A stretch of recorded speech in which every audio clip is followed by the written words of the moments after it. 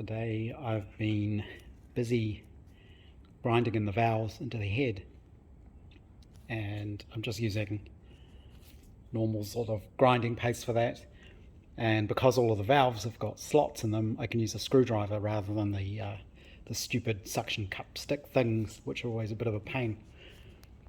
Most of the inlet sides were all pretty good. They didn't really need much grinding at all, just a very light grind. The exhaust sides have a little bit of pitting, but it's not too bad, so I was able to grind most of that out. And everything seems to be holding reasonably well. I used a spring under the valve heads when I was grinding it in, so I could rotate them backwards and forwards, and then it would pop up on the spring and then put it back down again. This spring is one of the rocker gear springs. So this is the spring that goes on the rocker shafts between the rocker arms, but it works pretty well for the valve grinding. So I've got those all ground in now, and I'm just doing a little test where the valves are just sitting in there without any springs, and I've filled the ports up. I've put plugs in the plug holes to block them up, and I've filled the chambers with methylated spirits. I did use water to try this, but it just causes immediate flash rusting. So I'm trying it again with the meths, and what I'm looking for is I just want to see if any of them are leaking, and you can see 2 of them are leaking just slightly. This has been sitting here now for about 7 minutes, I think. It's hard to tell if that's a little bit of a leak there. I have to be careful because if I bump the bench, that can cause it to leak as well. I guess the valves just bounce a little bit and it leaks. I mean, it's not a great test of how good the seal is, but it kind of shows me if it's really, really bad. So I may give these 2 another little bit of a grind and just see if I can get them to seal a little bit better. People might wonder why I'm not building the best head that I can at the moment. So I'm reusing as many of the parts that I've got as I can. And the reason is I don't need to build the best head possible yet. Possibly never. But for now, I just want to build something that's going to run and that's going to work. And even if this isn't perfect, the engine will run and the car will work reasonably well. Even if you get it perfect, I don't know how much difference that really makes if you'd really feel it when you're driving on the road. Maybe if you're racing or something.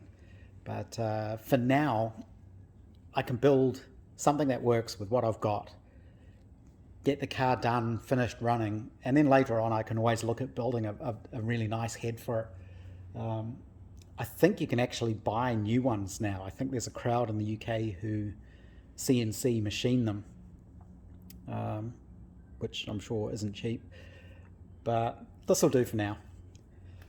The other thing that came up is somebody commented, sent me an email actually after seeing this in my last film, and they say that it is from a Wolseley Hornet car. Apparently it's a standard part on those. So now that I know what it is, I can look up and see if anyone has actually ever converted one of these to use a modern type filter. But somebody else also commented that motorcycle filters are quite a bit smaller, and one of those could fit in here. So I'm looking into that at the moment. I need to measure this up and figure out what size filter would actually work in there and see if there's anything even available. I think somebody else suggested small tractor filters as well. And I've looked it up, and some of the oil filter manufacturers do have websites where you can input dimensions and try and find a matching filter. I do wonder how effective such a small filter would be. And obviously it's going to be more effective than a piece of gauze. And what I'm thinking is even a small filter in there is going to be better than nothing. And it is going to help protect the engine. Being smaller, you may just need to change the oil more often. But given this is a vintage car that's not going to have high miles realistically, I tend to change the oil in them every year whether I need to or not. So pretty much the oil is always going to be more or less clean. So I think trying to reuse one of these, even with a small element in there, is going to be beneficial. I still haven't drawn up the tab washers for this yet. That might be a job for tonight. I think I'm just going to play with this a little bit more, have a few more goes at getting these last couple of exhaust valves to seal nicely.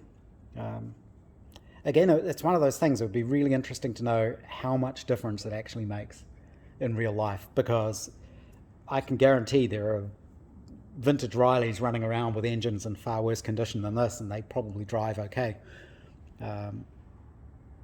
It's like how much difference or how much imperfection is noticeable. The other one I always wonder about is piston ring gaps. So you see an awful lot of talk about piston ring gaps and how big they should be, and whether or not you should line them up when you assemble the engine. And I think as long as they're not too small so they don't bind up when everything heats up, I don't think it really makes that much difference. Again, maybe if you're building a really, really high performance engine, you would go for every single little gain like that you could get. But for a sort of vintage car I just want to sort of poodle around in, is it really going to matter? I don't know if anyone's ever called a Riley Brooklands a car they'd poodle around in before either.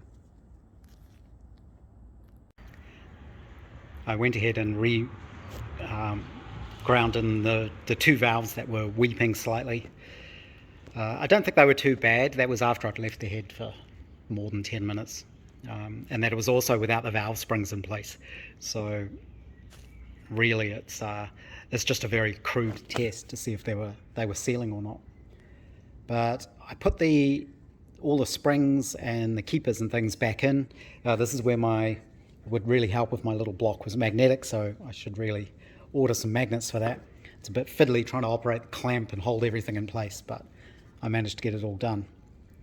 And I've tried another test to see if the valves are sealing okay, and this is something I saw online. Basically what you do is, it's the same as before. The spark plugs are in to block the holes. The valves are in with the springs now, of course, and what you do is you use an air compressor and you just blast air into the intake and exhaust runners, into the ports. You don't try and block it up or anything. You need, I think it was more than 60 psi. I think I've got about 90 coming out of this, and I don't know how loud this is going to be. I was wearing earmuffs when I was doing it before, but if we blast air in here, if there were any leaks, you would see air bubbles coming out from around the valves. So I've done that for all of the valves and everything looks good, so I'm going to call that good enough for now. I can continue on with other things. One comment I should make: when I mention that people have been giving me advice and sending me emails and things like that, don't worry if I don't mention any names. I'm deliberately trying not to, just to preserve everyone's anonymity in these matters. But I really appreciate the comments, and that's really the main reason I make these films, is not to show people how to do things, but to hopefully get people commenting to me about how to do things, or better ways to do things, or explaining what things are. The oil filter, that's a perfect example. I did search online after I won these, and I had them trying to figure out what if they come off, but I wasn't actually able to figure that out by myself. So to have someone send me a comment or an email saying exactly what it is incredibly helpful. So thanks very much. Another thing I did this afternoon was emailed the engineering firm about getting tab washers and things plasma cut. I'm just waiting to see what they come back and say about that. I've modelled up a few of them. I need to do some either test laser cuts or another way you can do it if you're being lazy. If you just want to make one to see if the pattern's correct and if it's going to fit, it's almost quicker for me to 3D print one. You just 3D print it only a few layers thick. But that's good enough to see if you've got the spacing and the shape and the holes and everything correct. The other small job I did this afternoon was some steel bar off the right diameter arrived. So I threaded some of that and then cut off little slugs, face them off in the lathe, and have used those to plug the extra holes in the head here. And then I just basically filed them flush. So they're Loctited in. They should seal nicely. So hopefully there isn't any leakage or anything through those, but I'm pretty sure the Loctite will have sealed them up completely. I could put some working Loctite down around there just to make sure, but I'm sure it's fine. So that was another small job ticked off the list. I did put some wicking grade Loctite on there. I'll let that just sit overnight and see if it actually sucks any of that in there, but that should make sure that's fully sealed now. I still want to accurately measure the combustion chamber volume and also the volume in the cylinders so I can figure out what my compression ratio is going to be. I have got a burette. I got this a few weeks ago, I think, and I need to make up a suitable stand for it, which is what this was the start off. I just need to make some sort of standoffs to hold this off, the support, and that might be another good thing to 3D print. I can just quickly knock something up where I can sort of clamp this, but still be able to adjust it up and down and move it as I need to so that I can actually measure the chamber volumes. I've been playing around with this oil filter and doing a bit of research and looking into what sorts of oil filter elements are available. And it turns out the best sort that's going to fit in one of these is a motorcycle one. And I've spent quite a bit of time just trying to find out what's available, what sizes they are, that kind of thing. Eventually I ended up on the HiFlo filter website, and unfortunately they don't have a search by dimension, so I ended up having to actually go through a whole bunch of their filters trying to figure out what might work. And the one I've come up with is an HF-567, which kind of looks like that. The website does give the dimensions, which is quite handy. This is basically what I was going through, looking for the dimensions. And so what I've done is printed out really quickly just a plastic tube of the same dimensions as one of those filters. And you can see this just about fits in there. It doesn't quite sit flush on the bottom. And I think what I could do is, if I could get that out, it should be possible for me to mount this up on the lathe and just bore out the bottom of it there. You can see it tapers a bit. It will get a little bit thinner, and I should be able to make it so that one of these filters would actually fit. The good thing is it's got the spring already built into it, so the idea would be that filter fits in there. You want the bottom of the filter to seal against the bottom of the housing. So an alternative to machining it out might actually be make up a little spacer block, a little plate that seals in there as well.